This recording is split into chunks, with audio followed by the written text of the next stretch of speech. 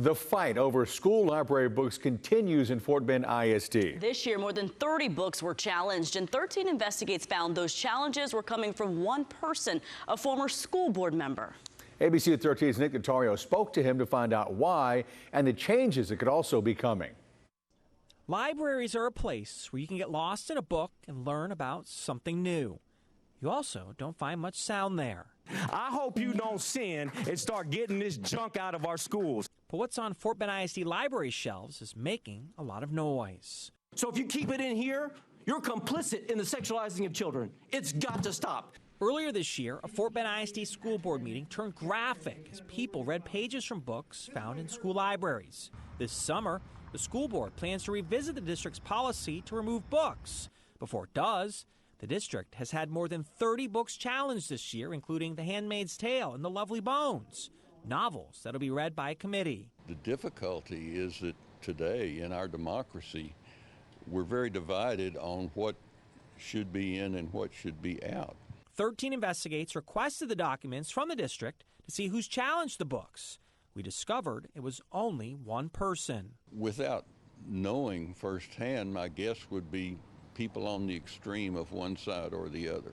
A person who, the documents say, only read excerpts. If you want to exclude it, I think you have a more credible voice against it if you have read it. We'll schedule the committee meetings. The person who's challenging books is Fort Bend ISD board member David Hamilton. I found content that discusses sex with Jesus and oral sex with Jesus.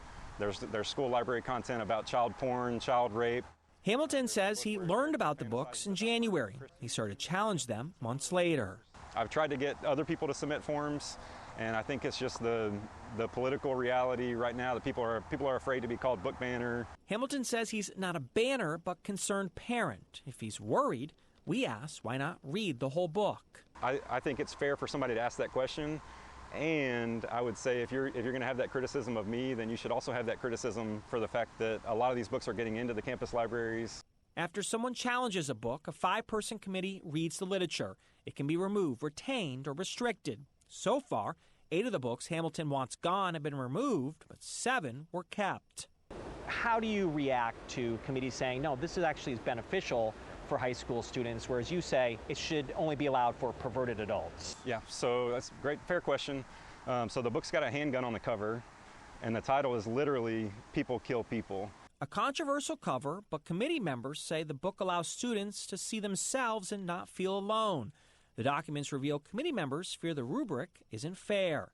They add kids are more open-minded than adults, a challenge that could soon be less involved. Hamilton wants either a librarian or administrator to decide the fate of certain books. We should trust them to be educational experts when it comes to deciding which books to remove. It's a path education experts warn may not be inclusive. Important is the reason you have a diverse group that should be reviewing when instructional material is challenged is because we all have very different perspectives. Duncan Klusman is a former superintendent who now teaches at U of H. He says book challenges aren't new. When he was a district leader 10 years ago, books were challenged. Concerns, he says, brought on by parents and never a school board member. But he says the pandemic has caused some elected leaders to focus on libraries. Attention, he says, may not be a bad thing because the process of how districts buy books has changed. More of this occurred, again, once online ordering came on place and people could order more directly and there wasn't as much as central processes in place like there used to be. It's not just school board members focus on this. State lawmakers are too. Last session, a bill passed that requires vendors to let districts know about sexual material. The bill has been challenged in court. It's a 10-page bill Hamilton says he's aware of.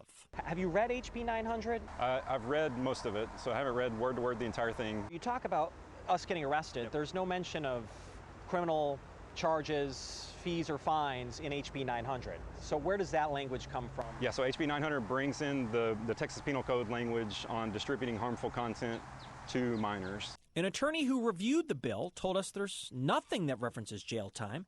Hamilton says a district's attorney says it's unclear because the bill mentions a penal code where someone could be charged with a misdemeanor or felony.